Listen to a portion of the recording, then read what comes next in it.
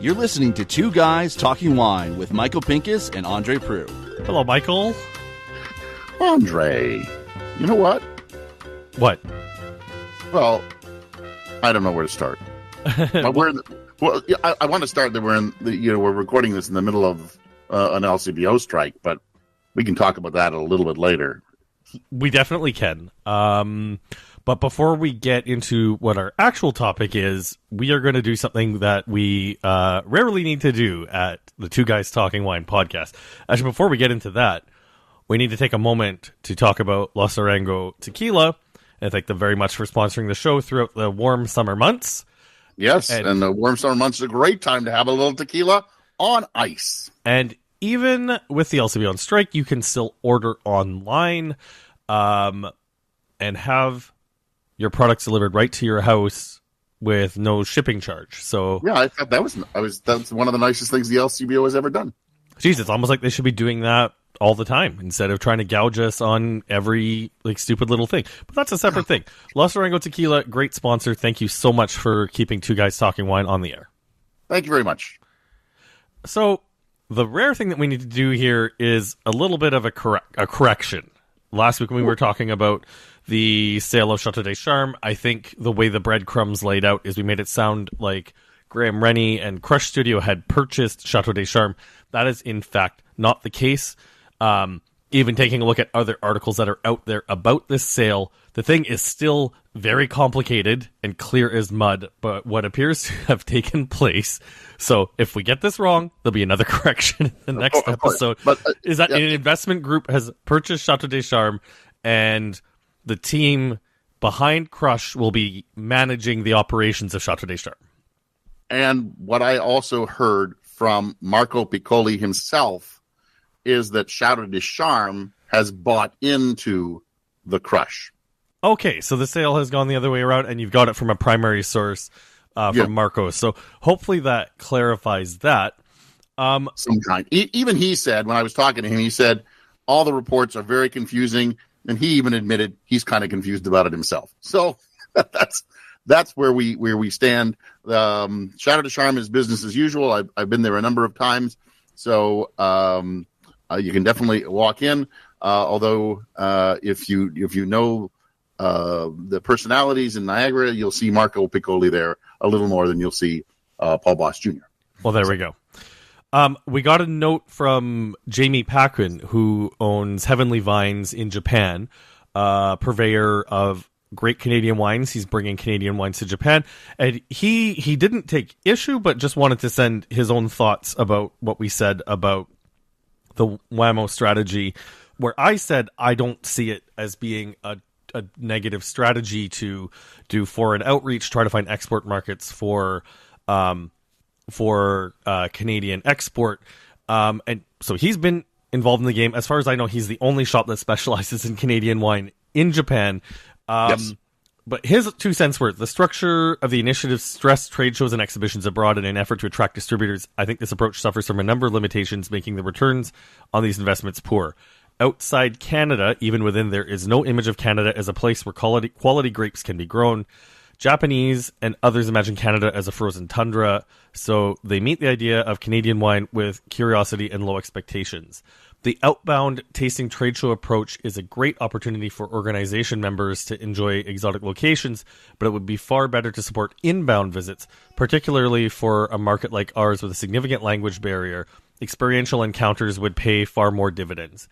Initiatives also focus on trying to secure new distribution, but this undermines the efforts of people like me who put in the years trying to build a market for the wines. There should be a focus on supporting existing importers so that we can grow demand.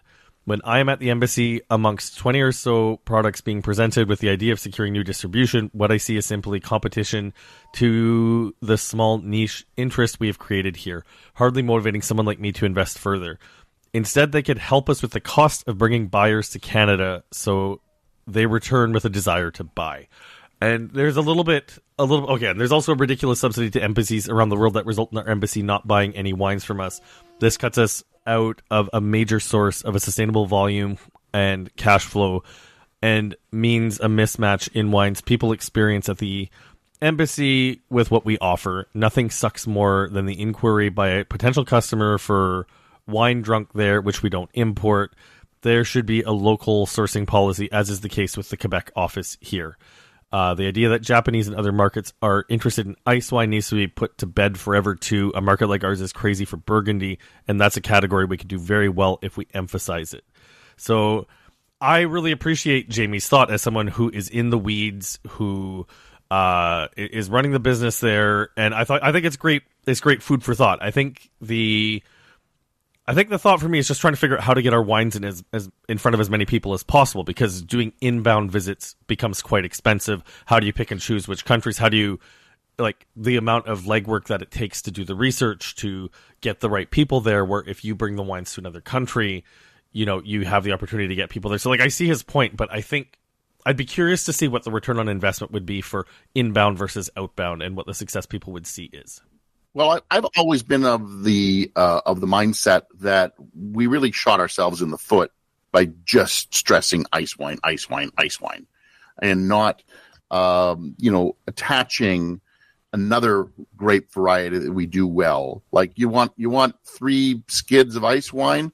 You know, you have to buy some Chardonnay, you have to buy some Cabernet Franc, you have to buy some. That's ridiculous, Michael. That is absolutely ridiculous to have to tie selling. We want to show you what else we can do. No, but you just said that you have to force. Want you this just said ice that, wine? But you just said they had to force. It's a luxury product. Okay, but you just said they had to force people to buy other stuff. Like, that is asinine. That is not the way business is done. That is the most ridiculous thing you've ever said. Tell them to take something else so that we can show them what else we can do. You can't do that. You know what? If someone came to me as a supplier, like for the bakery, and said, I want to sell you butter, but you have to take this like messed up sugar, locally produced sugar, I'm going to go find another supplier. Like, that's plain and simple. Like, you can't do business like that. Or how about this? Why don't we do a trade show in Japan instead of Germany or England or wherever else, where we know ice wine sells and people are interested in ice wine, and then we bring our other products with. We don't have an ice wine show. We have a Cab Franc show, Chardonnay show. But that would be even more interesting. Okay, but the crux of Jamie's argument was that it would be far better to bring Japanese importers and Japanese wine shop people to Niagara as opposed to us going there. So, like, that's the question I have, is whether or not that is more cost effective. Well, I would think going there would be more cost effective. And I don't know. Yeah, well, you know what? I'm agreeing with you on that. Jamie says otherwise we would need to find somewhere or some region that has done this so that we could find the data to support the hypothesis. But anyways, that's enough about revisiting the past shows. I'm going to say one more thing. How many times have you been to New Zealand? 0. How many times have you been to the New Zealand show? 0. In Toronto? 0. No, I remember at least you went once. I've never been invited to the New Zealand show. Years ago, you went to the New Zealand show. I remember we went together. I don't think we did. I think you're mistaken. I don't ever remember going to the New Zealand show. All right, well, then maybe it's an Australian show. What I'm trying to get at is how many times have you been to a Chilean show or an Italian show or whatever, but how many times have you been to that country? I get the point that you're making, but it's just like when we're taking a look at, you know, the London trade show that takes place for Canadian wines every year, I'm curious how many new buyers come in every year and what sort of growth we're seeing. The other limitation of shows like that is, like Jamie says, the lack of the experiential thing. So it's only the producers who can afford to get to those shows, where if we bring people down here, there's an opportunity for them to taste. Like, it's one of the reasons why I think I4C is a fantastic event. If you're listening to this from another country and you're an importer looking for Canadian wine, an event like I4C, the Cool Climate Chardonnay Celebration, is a great way to come down here, because you're going to have like 50 wineries, 50 wine producers, a lot of them from Ontario, all under the same roof, and you'll get a chance to taste them if you're looking for product to take back with you, plus getting the experiential part of it as well. I do wonder, though, how many people I4C brings in versus how many come on their own dime. I think most people are coming under their own dime. See? But I mean, that's it. Though, is this is a marketing expense. The hope is that you're going to see that money back. All the wines that are available for sale at I4C are generally available from the LCBO for purchase as well. I've made a lot of wine purchases that way. I don't know if you have. I've made a couple. I bought a sparkling from the Jura, of all places. Well, there we go. Chardonnay. Wow. All right. So moving along here. The important part of this podcast, the part that I think everyone's been waiting for is you continue to do the difficult task of tasting through a crap ton of rosé. Yeah, I don't find it as difficult as you think. I really enjoy it because I love pink wine. And somebody this year actually on social media asked me why I don't call it the Pinkus report. So would make, I guess, some sense. Or the pink report would be even more, make more sense. Maybe it is a marketing gimmick.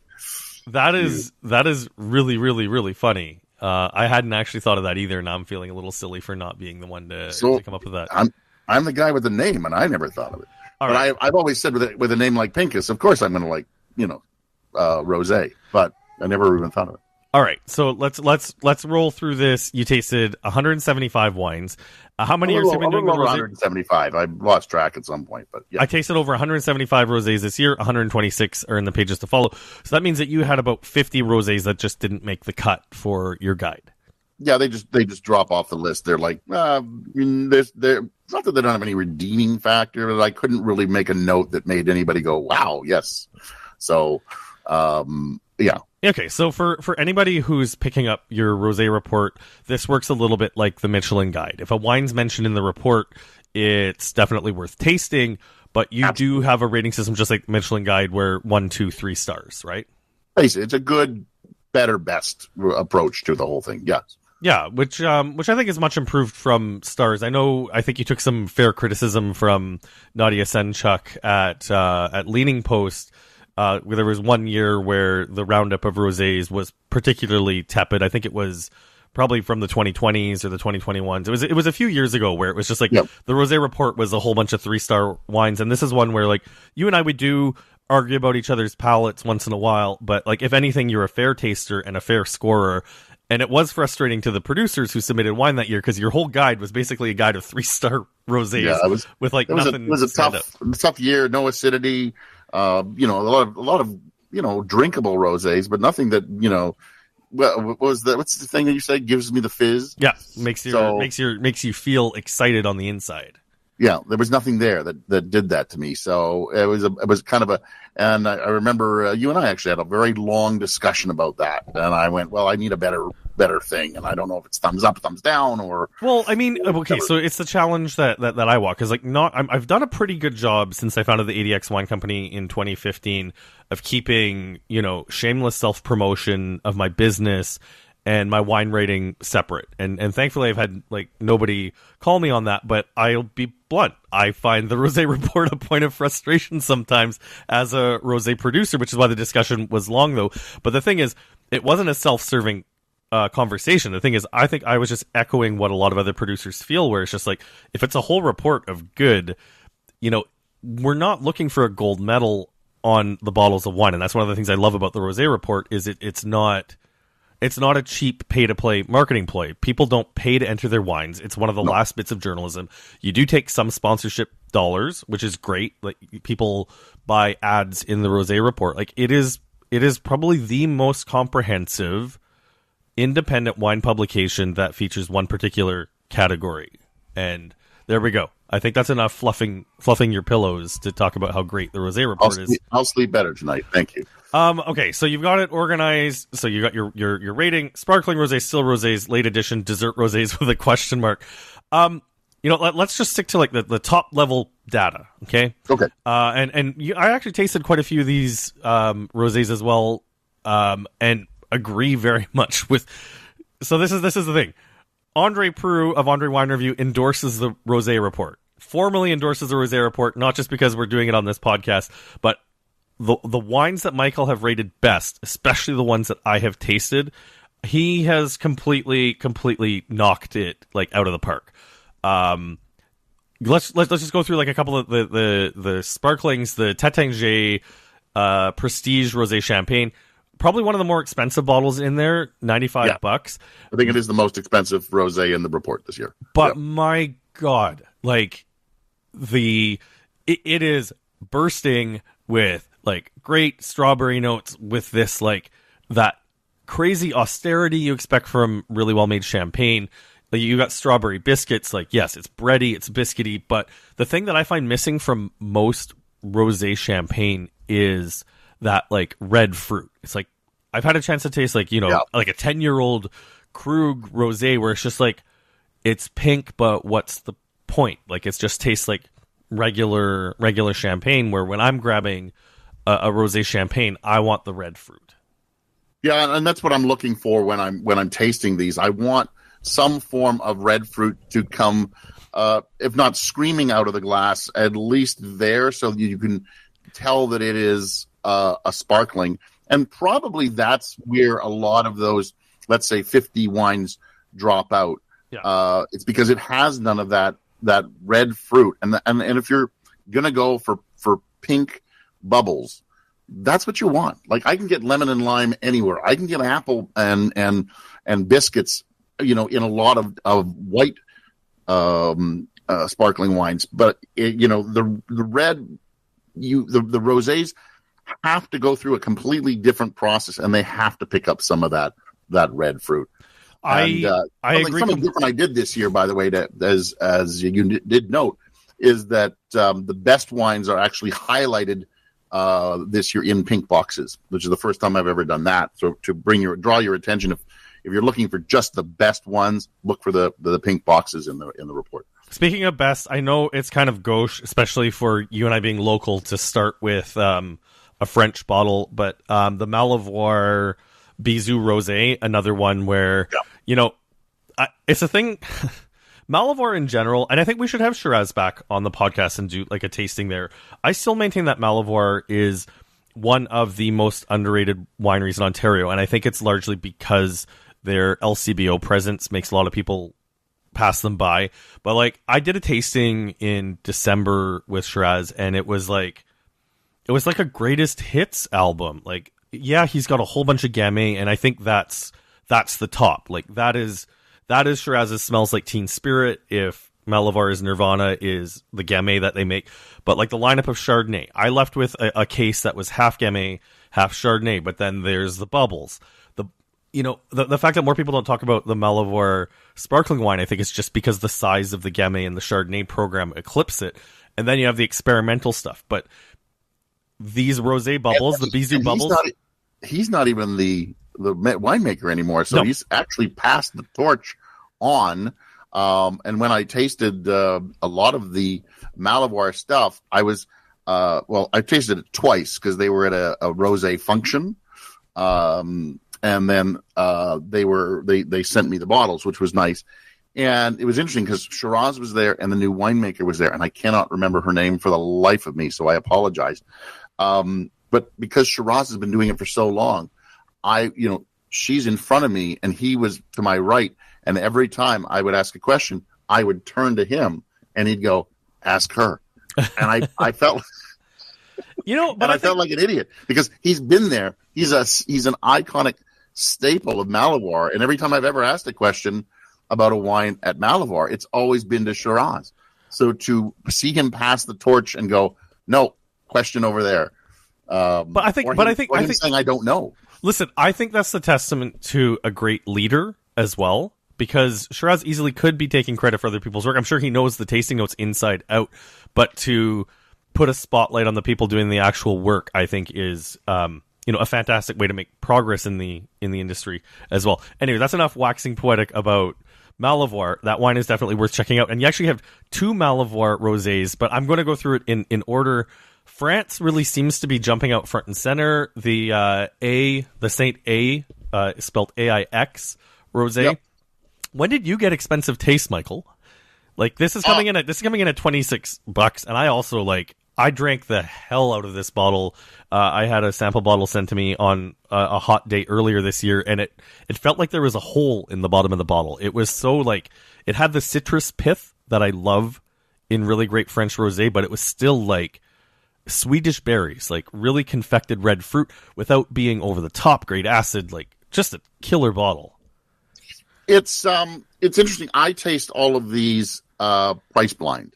So I don't look at any of the tasting notes. I don't look at any of the pricing. Some people are very nice and put a label on the back of the bottle. I don't even look at that part. I just taste them, and at that point, I decide where they sit, and then I'll look at the price. So I didn't even know that this one was $27 when I tasted it. It was just, as you said, it had a hole in the bottom of the bottle, finished very quickly. And when I'm tasting these, I don't drink all the bottle all the time. They just, the better ones get drunk, and the other ones go by the wayside, sadly. But that bottle just, I kept going back to over and over and over again, and I'm like, that's really, really good. So going through the rest of the lineup of Ontario now, it was a good year for Ontario. There are a lot of better, but you have two bests. We have the Malivoire Vivant Rosé. I know I went through the list of like Chardonnay, Gamay. I tasted in December, so obviously I overlooked the rosé. But Malivoire is a winery that has sometimes 3-4 rosés in their lineup. Well, if you count the sparkling, it's 4. So Vivant, Moira, Ladybug, and the Bizou. And the interesting part is that the Ladybug seems, well, because it's the one that they make the most of.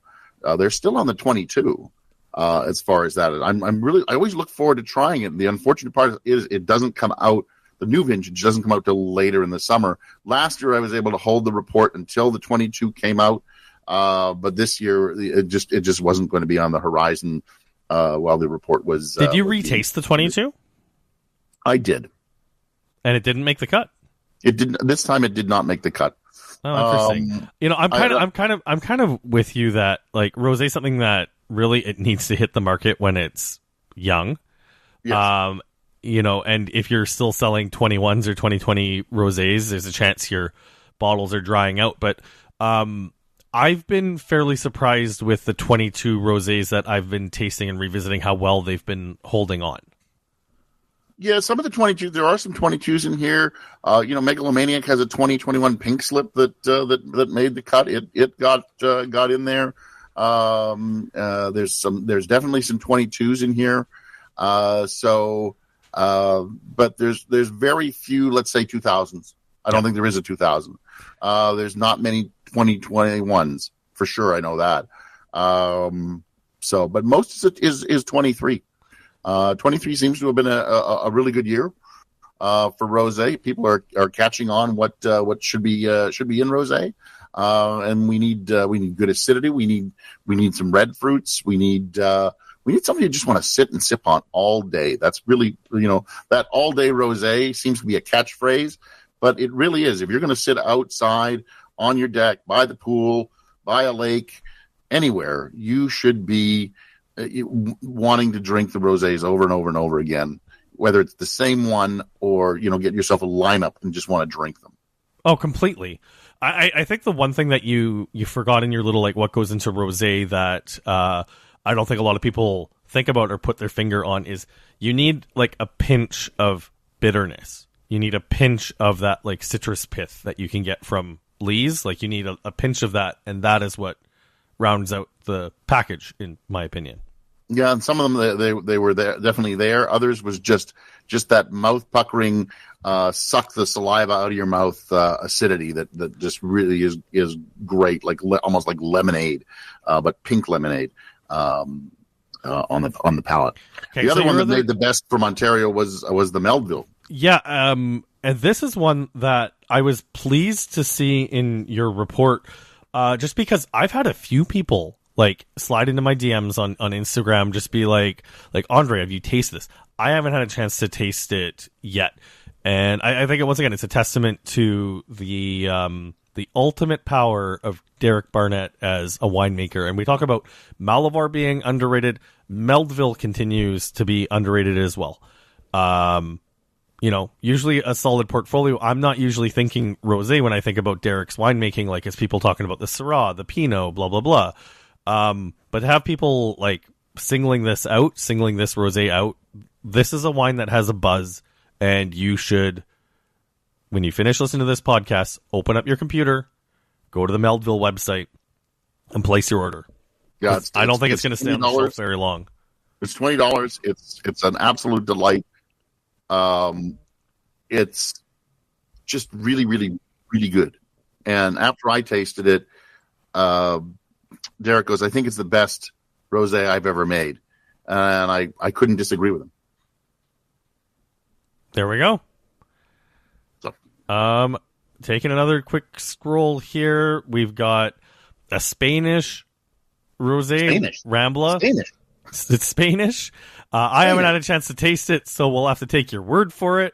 This one was really, really good. It kind of a surprise for me. I'm not a huge fan of Spanish rosé. I find them to be usually too dark. First of all, and they just don't have the lightness, the ease of drinking that I'm looking for.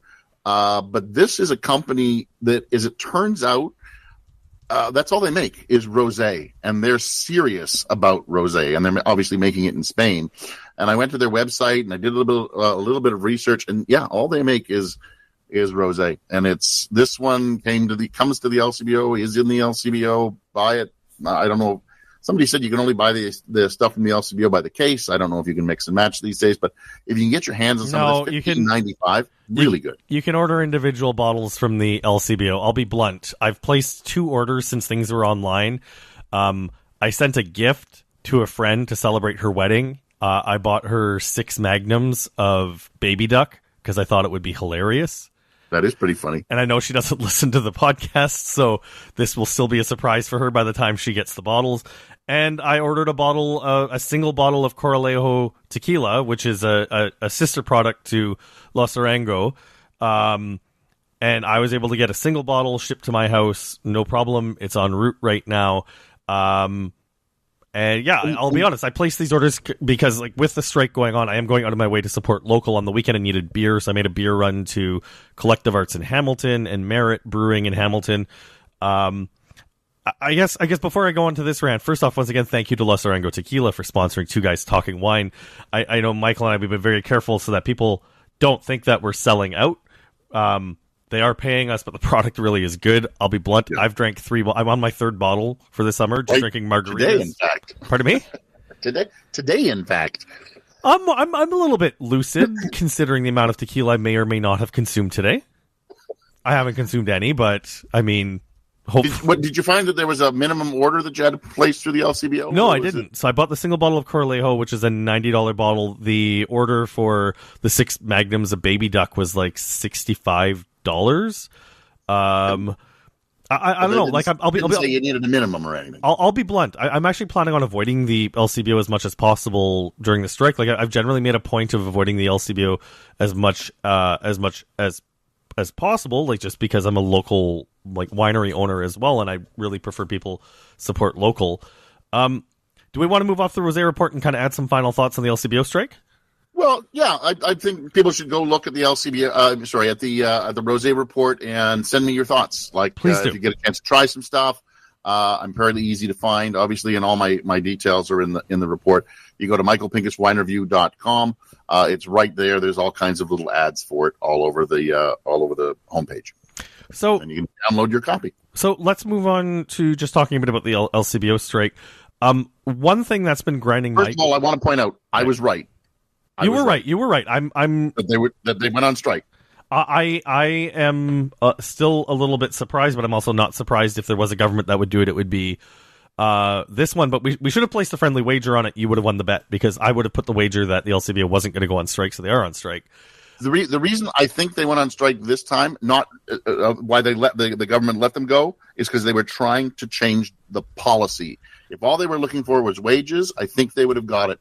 But then when you step on it and go, we want to change the way you're going to run liquor in this province and the policies that you are altering, I think that is where they went, no, you can't do that. You can't change our policies. You can change and look out for your employees, but you can't look out for the whole province. Yeah.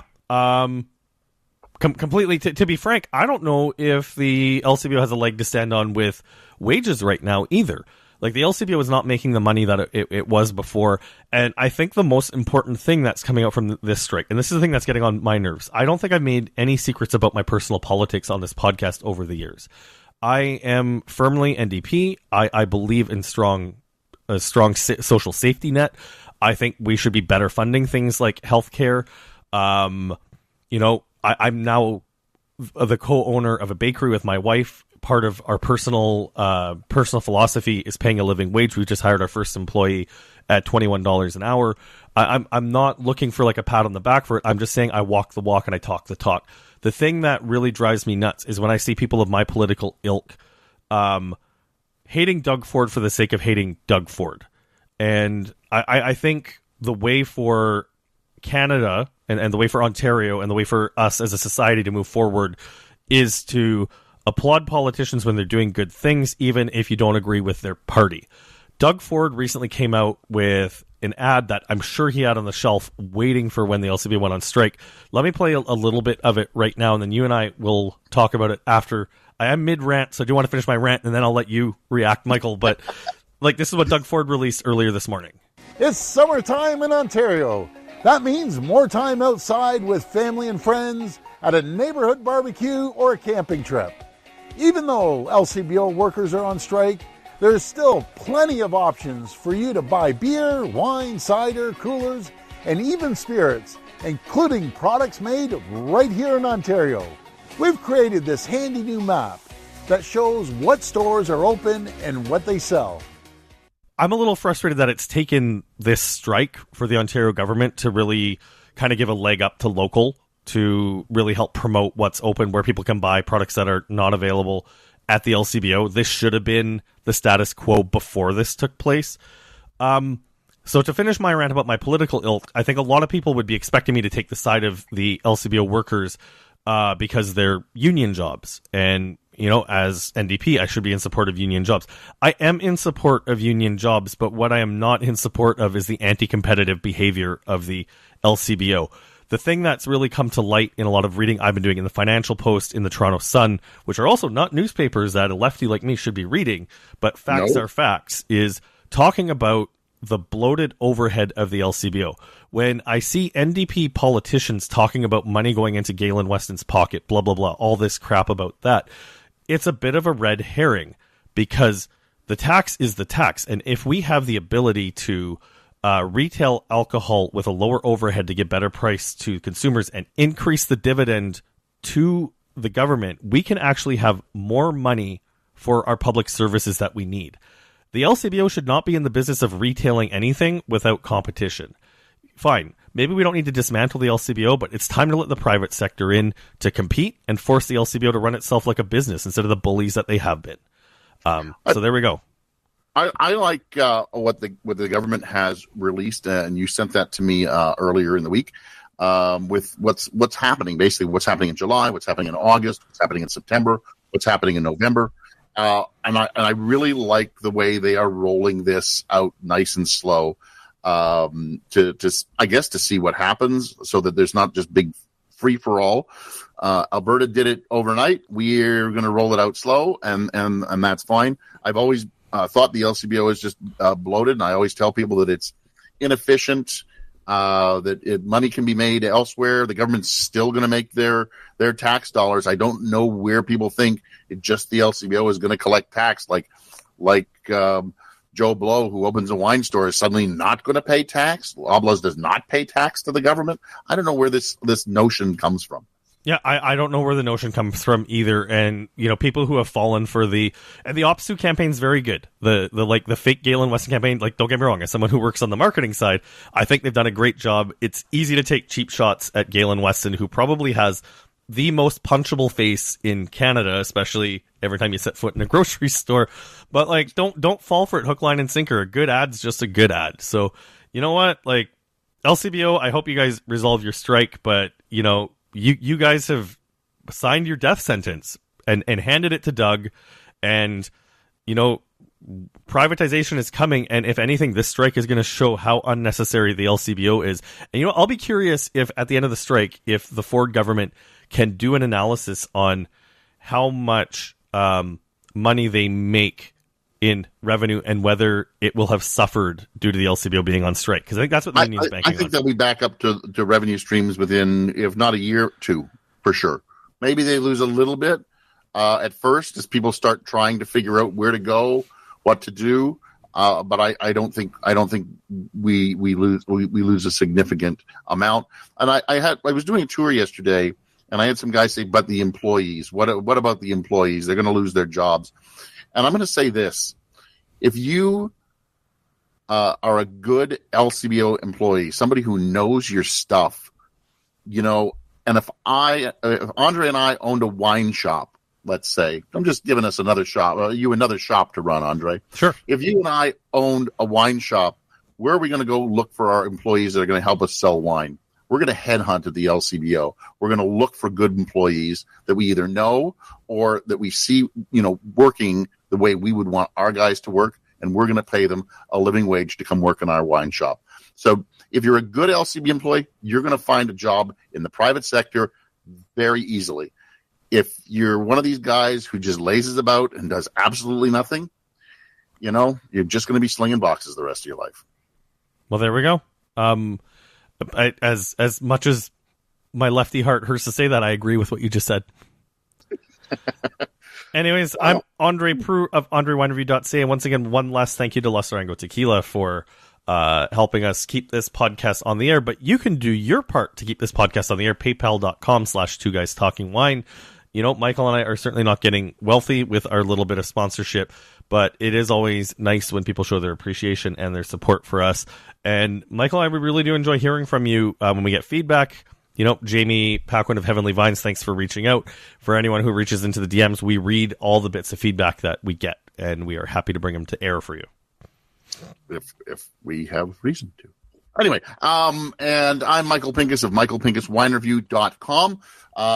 The Rosé report is now out. Thankfully, I'm taking a little bit of a breather, and then I will be, punching out more stuff, more videos, more things like that. But you can find it on michaelpinkuswinereview.com homepage. It's got all kinds of little icons that you can click on and download it. On social media, I am the Grape Guy. And Andre, are we done? Leave a review, share this podcast, tell people to like it. 5-star reviews mean a lot to us. Good night. Thanks for listening. Please subscribe to Two Guys Talking Wine on iTunes. Two Guys Talking Wine is produced by Jim Ray, Adam Duran, and Ken Little.